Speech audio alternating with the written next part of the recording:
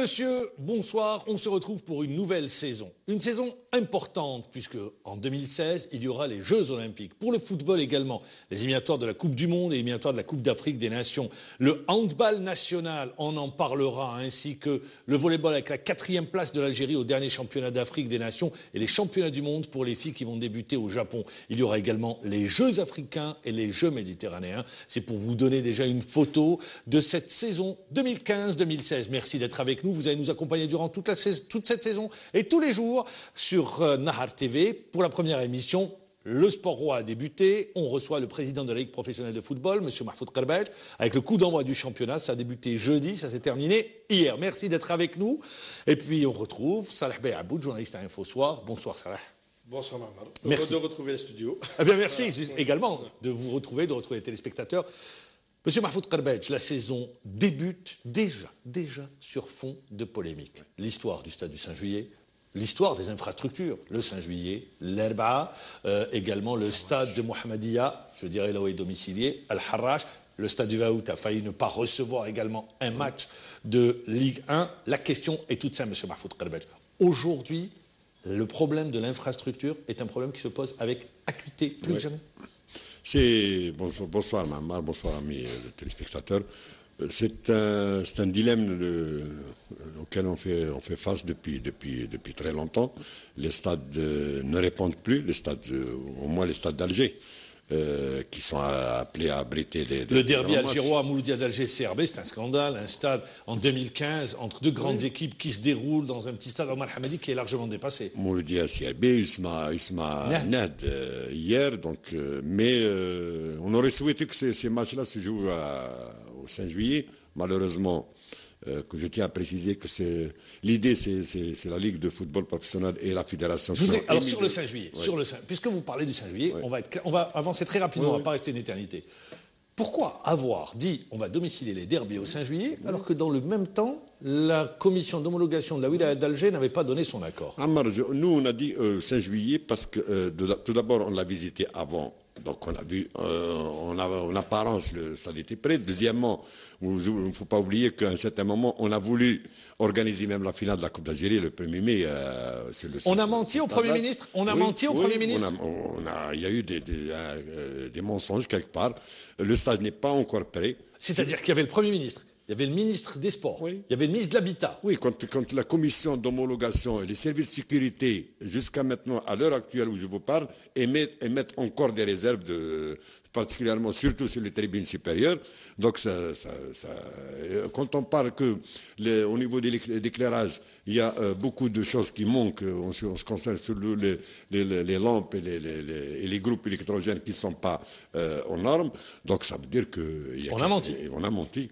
Il faut le dire, Maintenant, si demain, les réserves, surtout les réserves qui ont été formulées par les services de la commission d'homologation, composées, comme je dis, comme vous le savez, c'est pas uniquement la Ligue. Il y a la Ligue, il y a les services de sécurité de police, il y a la protection civile et le propriétaire du stade. Si les réserves qui ont été soulevées vont être levées... Et à la veille de la compétition, vous n'avez eu aucune information? Non. Mais pourquoi ne pas avoir communiqué alors que c'est vrai que vous n'avez pas été épargné dans cette histoire? Oui. Vous avez été largement... Non, mais la veille, quand on dit la veille, il y a une semaine avant, on a dit... Salah Beyaboudela, pour tout le monde, le stade était fermé du fait de l'activité nocturne qui s'y déroule et du fait de la décision du président de la Ligue. C'était un peu ça.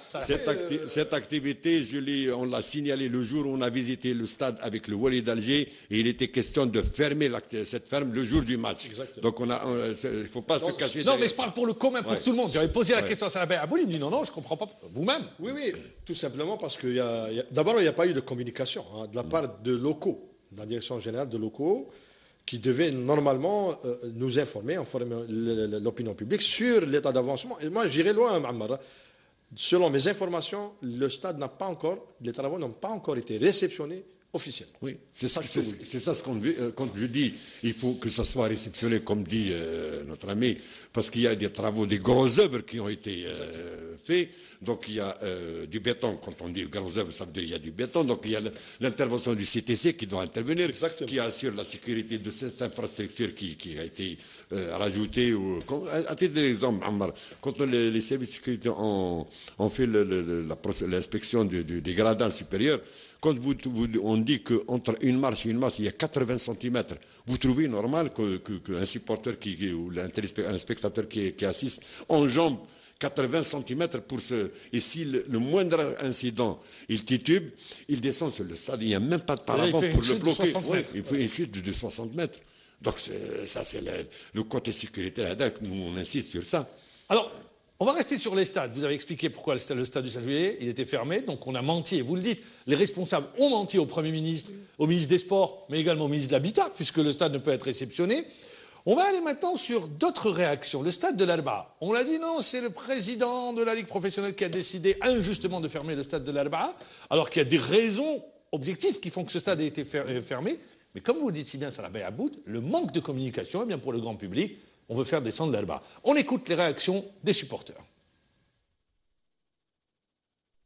الحاجه اللي شغل غاصنا بزاف بزاف اي ملعب يدير مولوكا اي ملعب 24 ساعه غير ملعب الاربعاء دوك الا راهم حابين يطيحونا قال رانا حابين نطيحوا امل الاربعاء ما كاش ليكيب اللي يطيحوها.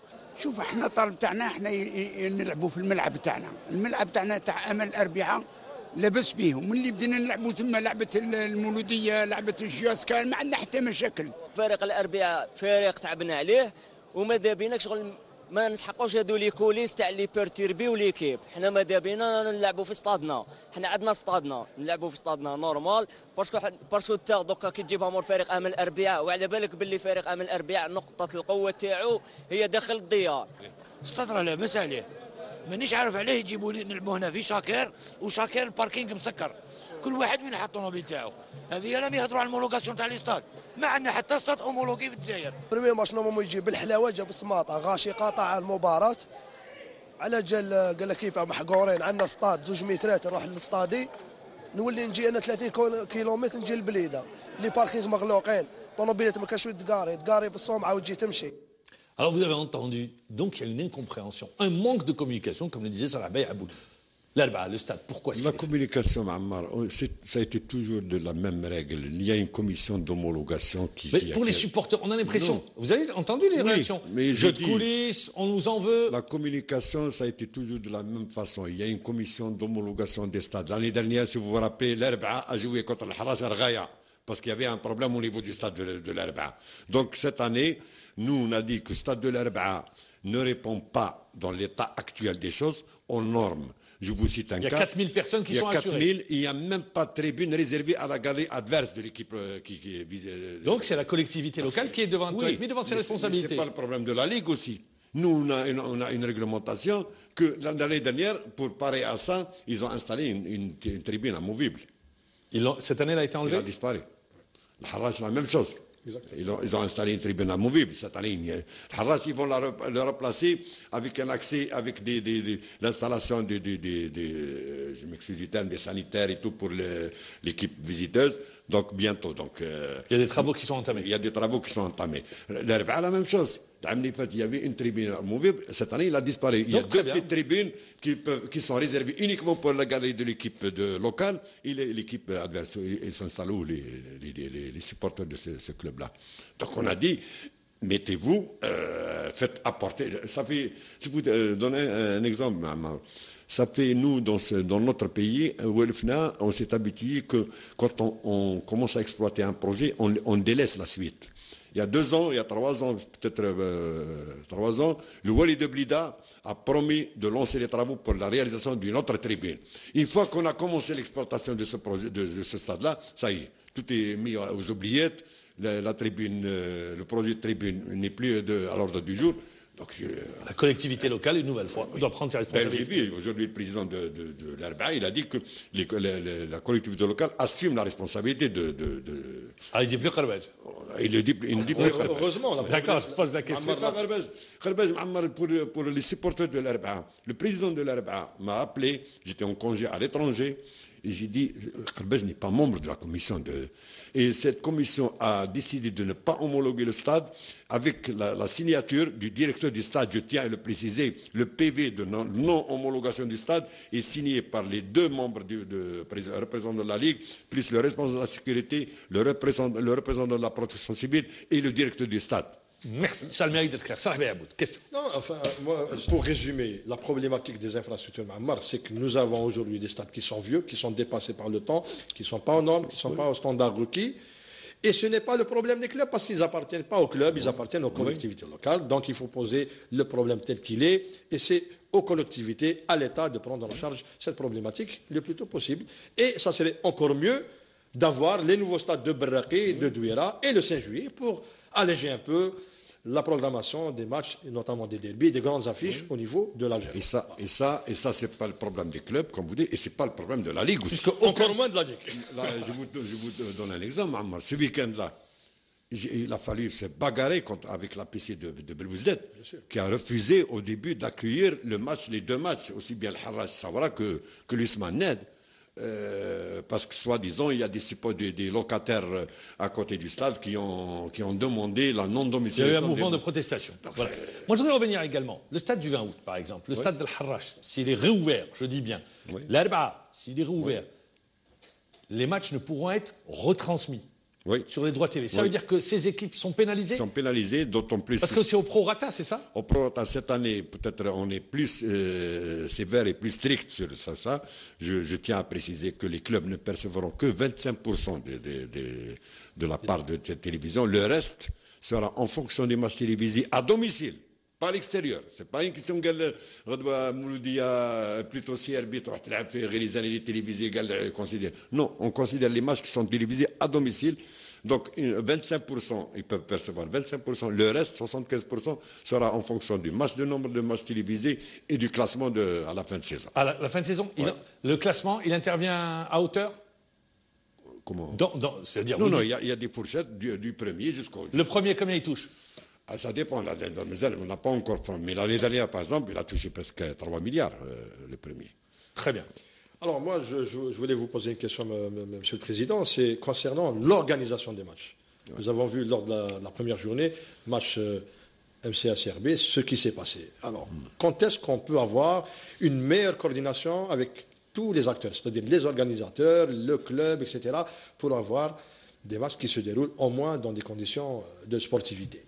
Les conditions de sportivité, c'est de jouer en nocturne. Oui. Premièrement. En nocturne, il y a des stades qui... Je prends l'exemple. Le 20 août, l'éclairage, il est nax. Omar Hamadi, a joué en nocturne. Il y a le côté éclairage. Donc, deuxièmement, il y a les services de sécurité. Quels sont les horaires où ils peuvent encadrer les supporters, c'est-à-dire je ne peux pas laisser les supporters traîner à 23h ou à 22h. Donc il y a beaucoup de facteurs qui restent. Nous, si ça tient qu'à moi, à la Ligue plutôt, on peut programmer des matchs, tous les matchs à 20h30. Et le problème, mais il y a des considérations qui dépassent la Ligue et les instances du football. Très bien. Déjà, le huis clos. Le huis clos. Bon, je ne veux pas anticiper parce Monsieur Mahfoud Kharbaj, sans être contre le huis clos, que les supporters assument leurs responsabilités. Mais je dis, on me semble qu'on ne retient pas les leçons. Je parle des supporters de la saison dernière. Déjà, ils mettent leur club en difficulté. En difficulté, je tiens aussi à préciser une nouveauté cette année, Mammar, c'est qu'on va être... Parce que les gens s'attaquent au huis clos. Je dis, le huis clos existe de par le monde. Mais chez nous, les causes du huis clos se répètent souvent chez nous. Dans le monde entier, quand on jette un projectile, c'est un huis clos. On l'a vu l'année dernière en France, en Italie. Très bien. Alors la nouveauté, c'est quoi la nouveauté ? La nouveauté cette année, c'est au bout d'un premier, un deuxième huis clos, troisième huis clos, le club jouera à huis clos toute la phase aller. Toute la phase aller ou retour? La phase aller, si c'est la phase aller, et au retour, si c'est la phase retour, il jouera toute la phase retour en huis clos. À partir du troisième huis clos? Oui, à partir du deuxième, troisième huis clos, c'est la huis clos jusqu'à la phase, si c'est la phase aller. Toute la phase aller, le retour, c'est la phase retour. J'aborderai également notre sujet, Monsieur le Président, c'est celui des entraîneurs. Tout à l'heure, avant de rentrer dans l'émission, les entraîneurs jasent. Ils disent pourquoi nous sommes privés de plus de 2 licences, alors que les clubs peuvent licencier, recruter tant qu'ils veulent. Non, mais ça, ça relève des prérogatives de la DTN. Mais je dis une chose, si demain on se contente des 2 licences, il y aura plus dans la cagnotte, il n'y aura plus d'entraîneurs. C'est-à-dire le club ne pourra plus trouver sur le marché. Oui, mais ils pourront recourir aux entraîneurs étrangers.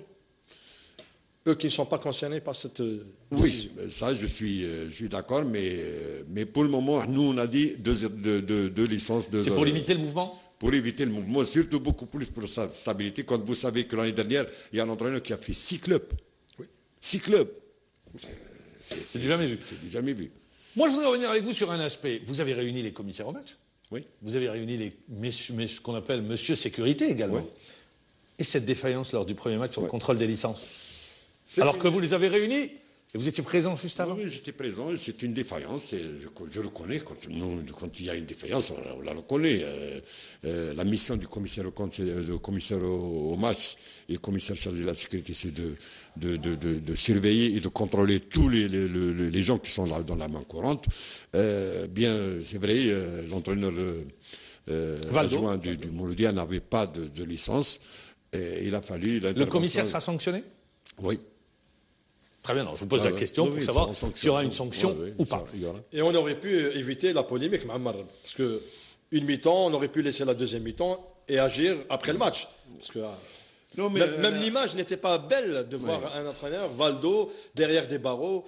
C'est pas nouveau, il y a eu déjà par le passé, c'est des entraîneurs algériens. Donc, oui, mais on a fait moi, ça. je parle pour l'image de championnat. Mais moi, je dis, vous me donnez l'occasion de préciser ici, parce que